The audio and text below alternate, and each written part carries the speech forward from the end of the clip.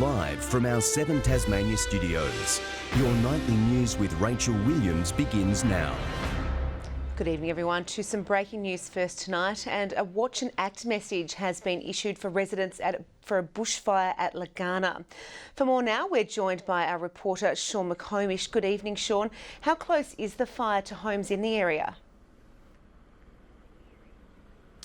Good evening, Rachel. The fire is currently burning in bushland just outside of the township. Now, the Tasmania Fire Service has warned that the blaze could put the area of Bridge North Road at risk over the next 2 hours. Now, that road is currently closed to traffic now. Around 3 kilometres from here, around a dozen crews are battling that blaze, including with aerial attack. Now, the Fire Service is also warning residents to prepare for ash, ember and smoke in that time. Now, those looking to monitor the situation can visit the Tasmania Fire Service website. Rachel? Tasmanian farmers have thrown their support behind a new dairy code of conduct designed to provide balance for the industry. It's hoped the new rule book will bring an end to the milk wars, ensuring our farmers can negotiate the best deal. Jeff Cox has been a dairy farmer his whole life. The Ringarooma producer knows all too well the ups and downs of the business. But it's now hoped the introduction of a new mandatory code of conduct for the dairy industry will enable farmers to negotiate a fairer price for their product. This code is restoring influence to the farmer, so it's giving him a little bit more power and developing trust. The federal government launched the code yesterday, meaning processors will have to tell farmers how much they'll be paid over the life of a contract, with tough penalties handed down for a breach of the code. This code will enable farmers to participate on a more level playing field, for processors to negotiate in good faith. It's a win for industry and it's a win for our farming community. It's going to fill a good role. It's by no means a silver bullet. It's not going to give us the farmer higher prices for his milk necessarily. The change comes after 2016 price cuts shook the industry, leaving many farmers in significant debt. The new code a result of widespread consultation with producers. It's been done with a lot of input by farmers, including myself. Hopefully this means the end of the milk wars and we can see this industry grow into the future with a great degree of certainty. The code comes into effect from January 1. Michelle Wisby, 7 Tasmania News. A 30-year-old Claremont man has been charged after allegedly setting fires inside 3 stores across Hobart. Police allege the man is responsible for fires set across December at Kmart Newtown, Coles Northgate and Woolworths at Claremont. Authorities say the cost of the fire damage and a loss of Christmas trading is around $40,000. The man will appear in the Hobart Magistrates Court at a later date. Some of Tasmania's youngest and brightest students have marked a major life milestone today, graduating from the Children's University of Tasmania. Around 100 students took part in the Launceston ceremony to celebrate the achievement alongside older graduates. Our commitment to education in Tasmania is that no matter what your circumstance, no matter where you live in Tasmania, you have right to an access to a quality, inclusive education. I would like to be a scientist when I'm older. There are around 900 members from 42 schools across Tasmania who attend programs hosted by the Children's University. The bar has been raised for Tasmania's Showjumpers at this weekend's state titles. More than 100 people returned to the Westbury Showgrounds, including the next generation chasing glory. It takes a cool head to clear these bars, but age is no barrier. I do a fair bit, so I probably ride him 5 times a week. The 10-year-old isn't the only one training hard.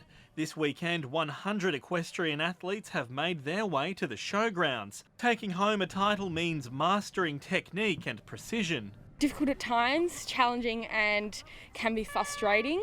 Judges watch for the fastest time, with points wiped off for hitting the rails or stopping. It's an adrenaline pumping sport and, there's an element of chance in it, and the best placement, the fastest spot doesn't necessarily mean you'll jump the jump clean. Entry numbers are slightly down for 2019, but young riders looking to leap into the senior side keep coming back. My dream is, yes, to compete on that side, but hopefully, get into the Olympics or something like that. Winners are expected to be crowned tomorrow. Sean McComish, 7 Tasmania News. Tasmania's Christmas spirit has shown it's alive and well, with New Norfolk's annual Christmas parade entertaining the masses on the main street today. The man of the moment managed to take some time out of his busy schedule to pay the adoring crowd a visit, ensuring everyone received a wave. There's some things in life you really just can't beat, and a Christmas parade with all the trimmings is certainly one of them. My favourite part about the pageant is the fire trucks and the lollies. Heaps of people, just the Christmas spirit, it's fantastic. The full spread at New Norfolk today, from Chinese dragons, a Scottish band and of course a walking postbox. Oh, seeing everyone come together and stuff. I like the choir as well. School groups hitched a ride on the back of trucks while our four-legged friends got into the theme to strut their stuff. He's going to the beach today, yeah, and he just loves the people. The kids especially, you just adore our dogs. They're all running off the side of the road to meet the dogs, which is just great. The SES played an important role assisting an injured teddy, while local heroes showed they can make a real racket. Merry Christmas. A fire engine. They went woo. And the main man himself made a guest appearance, chauffeured on the back of a glammed-up ute. All in the name of spreading Christmas cheer, with the big day just 10 days away. Shoppers preparing, turning out in droves for the handmade market at Gilston Bay. It started 5 years ago and is now thriving, with more than 70 stalls filling up the school gym. Each stallholder makes their own products, so they can tell you how they make it, where they source all their stuff from, and a majority of them will source their stuff from Tasmania. This is a really great local market, really good variety and high quality. The event aims to foster the work of our talented local creators. It's getting the awareness out there that there is other things than just big chains as well. Keep the money in Tassie, keep us all going, keep the families going, because you buy from a handmade person, it's going to a family, to that person's family. Louise Hedger, 7 Tasmania News. Returning to our top story tonight, a bushfire is burning at Laguna in the state's north. These pictures just in, Bridge North Road has been closed, but the Tasmania Fire Service says there is no immediate threat. Residents are asked to look at the TFS website, and well-prepared homes are defendable in these conditions. Tasmania's Georgia Baker has added more gold to her collection after a dominant start for the Aussies at the Track Cycling World Cup in Brisbane last night.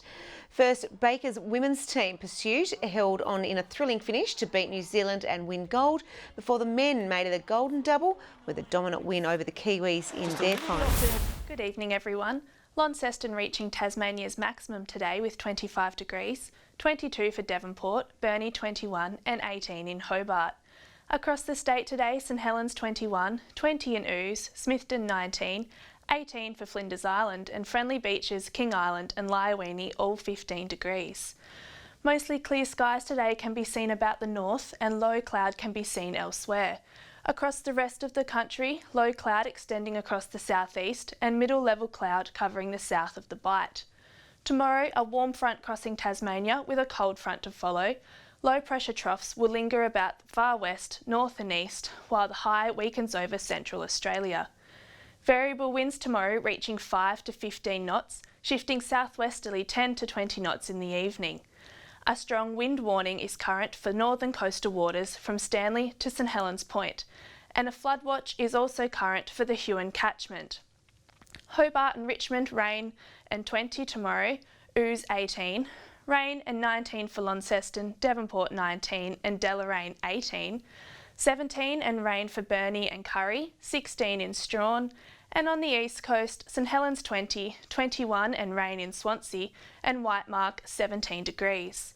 The UV for tomorrow is extreme across the majority of the state and very high in Hobart and St Helens.